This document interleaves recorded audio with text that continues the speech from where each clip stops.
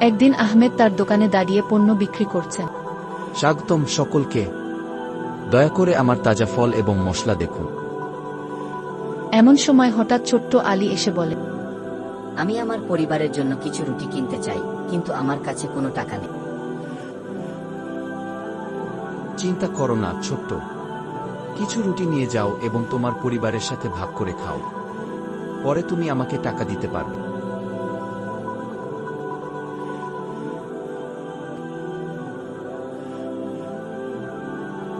আর ঠিক তখনই দোকানের পাশ দিয়ে যাচ্ছিল ফাতেমা। তাদের কথোপকথন শুনে বলল, আহমেদ, তোমার উদারতা সত্যিই প্রশংসনীয়। নবী মুহাম্মদ সাল্লাল্লাহু আলাইহি ওয়াসাল্লাম আমাদের শিক্ষা দিয়েছেন যে দরিদ্রদের সাহায্য করতে হবে। আমি এটা আল্লাহর জন্য করি।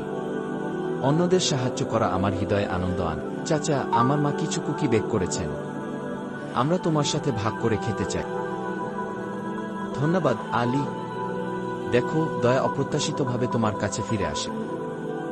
মনে রাখবেন, উদারতা ইসলামের একটি মূলনীতি। আসুন আমরা আহমেদের উদাহরণ অনুসরণ করি এবং একে অপরকে সাহায্য করি। আসুন আমরা সকলেই উদার এবং যত্নশীল হই।